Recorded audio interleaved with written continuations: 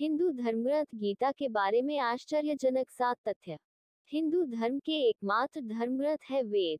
वेदों के 4 भाग हैं, ऋग, यजु, साम और अथर्व। वेदों के सार को वेदांत या उपनिषद कहते हैं और उपनिषदों का सार या निचोड़ गीता में है। उपनिषदों की संख्या 1000 से अधिक है, उसमें भी 108 प्रमुख हैं। वेदों के ज्ञान को नए तरीके से किसी ने व्यवस्थित किया है तो वह है भगवान श्री कृष्ण।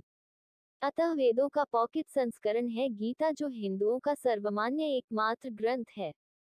पुराण, स्मृति, रामायण और महाभारत को धर्मग्रंथ की श्रेणी में नहीं रखा जाता है। श्रीमद् भगवद गीता से 5 हिदायतें। किसी के पास इतना समय नहीं है कि वह वेद या उपनिषद पढ़े, उनके लिए गीता ही सबसे उत्तम धर्मग्रंथ है। गीता को अच्छे से समझने से ही आपकी समझ में बदलाव आ जाएगा। धर्म, कर्म, योग, सृष्टि, युद्ध, जीवन, संसार आदि की जानकारी हो जाएगी। सही और गलत की पहचान होने लगेगी। तब आपके दिमाग में स्पष्टता होगी, द्वंद्व नहीं। जिसने गीता नहीं पढ़ी वह हिंदू धर्म के बारे में हमेशा गफलत में ही रहेगा। आओ जानते हैं गीता ज्ञान की 7 खास बातें। श्री कृष्ण अर्जुन संवाद। गीता के ज्ञान को भगवान श्री कृष्ण ने अर्जुन से कुरुक्षेत्र में खड़े होकर दिया था।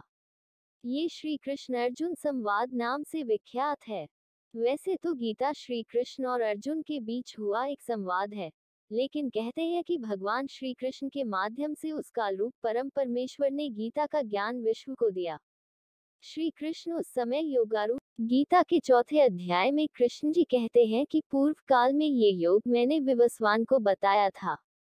विवस्वान ने मनु से कहा, मनु ने इक्ष्वाकु को बताया।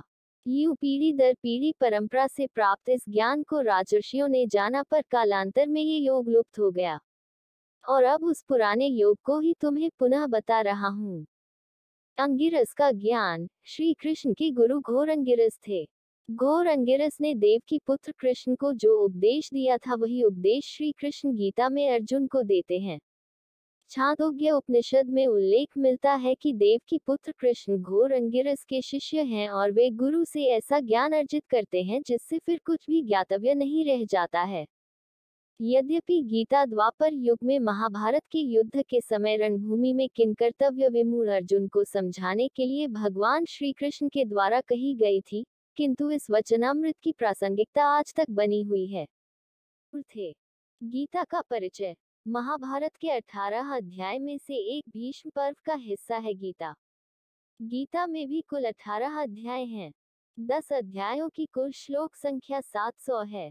श्रीमद् भगवद गीता यथारूप। अध्याय 1 अर्जुन विषाद योग नामक इस अध्याय में कुल 46 श्लोक है।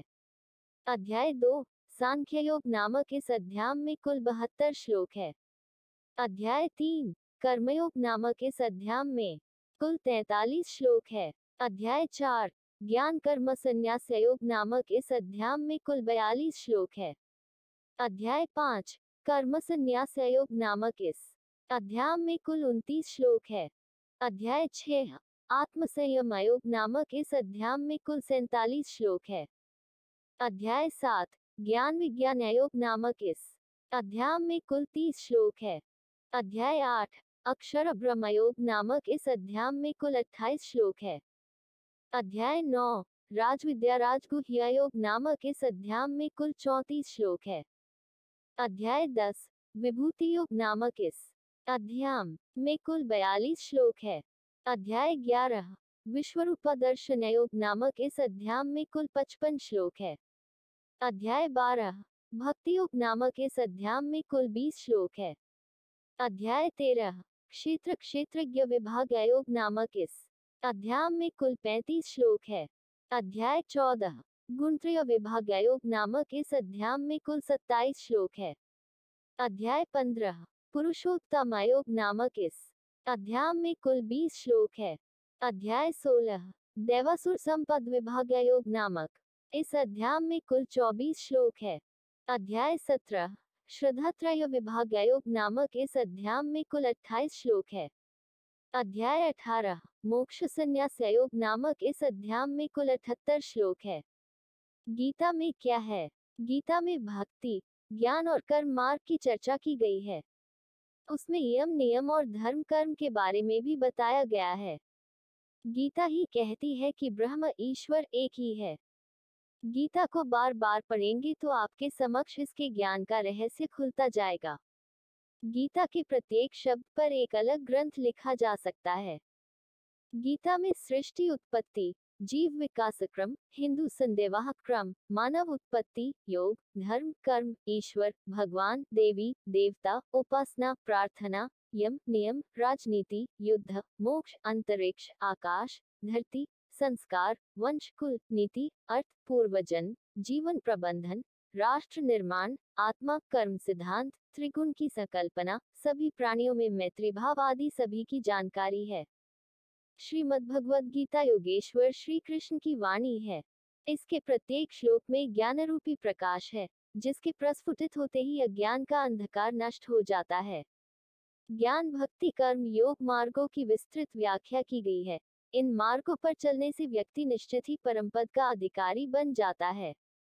सबसे छोटी गीता। हिंदुओं के प्रमुख धार्मिक ग्रंथ भगवद गीता के यूं तो अब तक दुनिया में लाखों संस्करण निकल चुके हैं, लेकिन केरल के एक व्यक्ति द्वारा बनाई जा रही भगवद गीता अपने आप में अनोखी होगी। वे दुनिया की सबसे छोटे आकार की भगवद गीता तैयार कर रहे हैं। चांदी की 8-8 मिलीमीटर पट्टियों पर उकेरी जा रही गीता का कुल वजन मात्र 6 ग्राम होगा। केरल के 40 वर्षीय जी विनोद कुमार चांदी की कटाई छंटाई का काम करने वाले एक गरीब परिवार से ताल्लुक रखते हैं। इससे पहले वे चांदी के अत्यंत छोटे पत्थरों पर देवी देवताओं, मंदिरों और जानवरों की आकर्षक और अनोखी आकृतियां उकेर चुके हैं। कुमार का दावा है कि वे दुनिया की सबसे छोटी भगवद गीता तैयार कर रहे हैं। इस पर मलयालम भाषा में श्लोक उकेरे जा रहे हैं।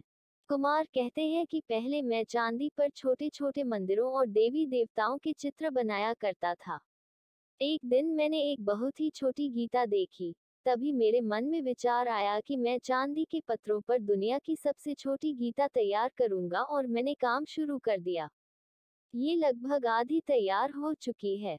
इसका आकार लंबाई चौड़ाई में 8 मिलीमीटर है। कुमार ने इसके लिए खुद एक विशेष तरह का पेंटेड पेन तैयार किया है। साथ ही फाइन आर्ट्स हथौड़ा, मैग्नीफाइंग ग्लास और अन्य उपकरण का भी उपयोग कर रहे हैं। हर दिन वे 4 पेज तैयार कर लेते हैं। पिछले 3 महीने से लगातार वे ये काम कर रहे हैं। कुमार को विश्वास है कि वे दिसंबर अंत तक इसका काम पूरा कर लेंगे। सबसे छोटी गीता पूरी हो जाने के बाद कुमार की गीता दुनिया की सबसे छोटी गीता होगी। इससे पहले सबसे छोटी गीता का खिताब 2.5 सेंटीमीटर गीता के नाम है, जो कागज पर छापी गई है। इसके बाद कुमार की योजना चांदी की 6 मिलीमीटर शीट पर कुरान उकेरने की है। नई दुनिया। ब्रेल लिपि में गीता। अब हिंदू धर्म की पवित्र धार्मिक पुस्तक श्रीमद् भगवद गीता को पढ़ने के लिए दृष्टिहीनों के पास ये ग्रंथ ब्रेल लिपि में उपलब्ध होगा। चित्रकूट के रामानंदाचार्य तुलसी पीठ के पीठाधीश रामभद्राचार्य ने पिछले सप्ताह ही अपने द्वारा लिखी गई भगवद गीता के ब्रेल संस्करण का विमोचन किया। वहीं इस पुस्तक के प्रकाशक पंडित रामकुमार शर्मा के अनुसार हमने पहले भी कृष्णा चालीसा, दुर्गा चालीसा, हनुमान चालीसा, सुंदरकांड आदि अनेक पुस्तकों का ब्रेल संस्करण प्रकाशित किए हैं। इस ब्रेल गीता के पीछे रामभद्राचार्य का उद्देश्य दृष्टिहीनों को गीता उपलब्ध कराकर जहां एक ओर उन्हें धार्मिक संतुष्टि प्रदान करना है, वहीं दूसरी ओर उन्हें जीवन के प्रति सकारात्मक दृष्टिकोण के लिए प्रेरित करना है।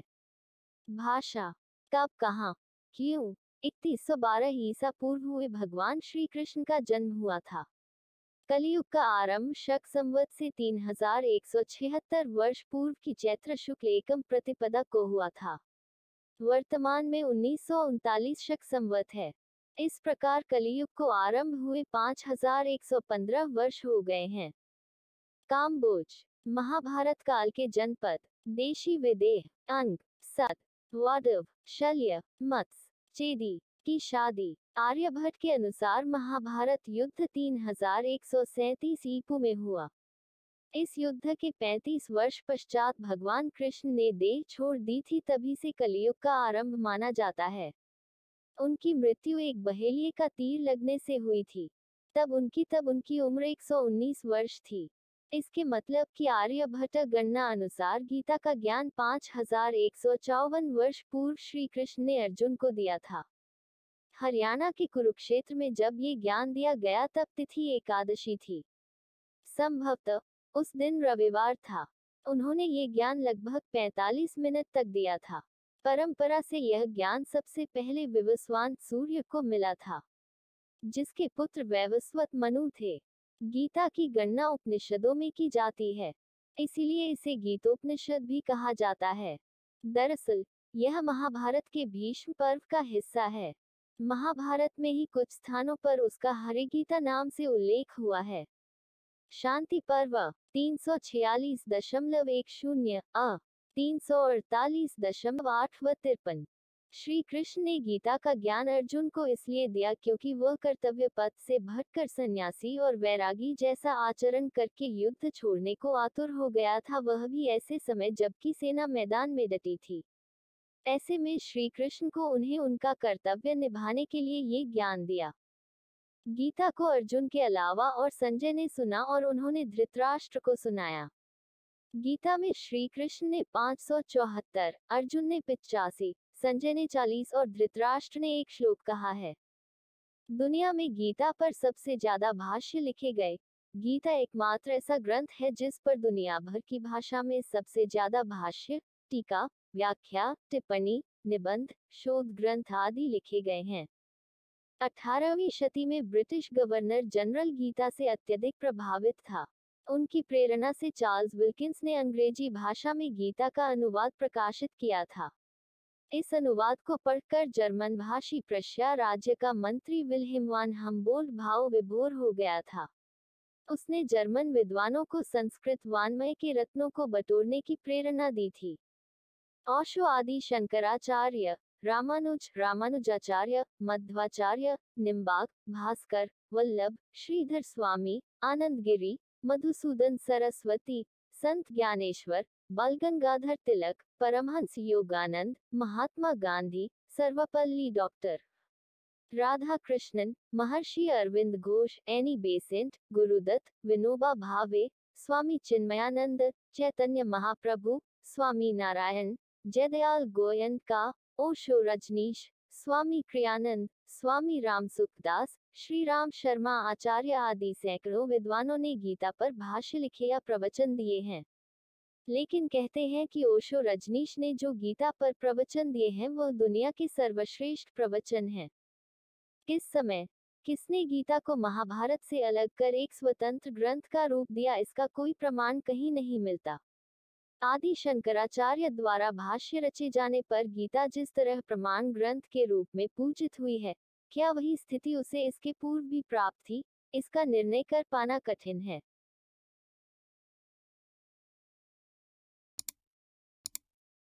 ओम जिंदेश्वर धाम आरोह नहिर। ओम जिंदेश्वर धाम आरोह नहिर। ओम जिंदेश्वर धाम आरोह नहिर।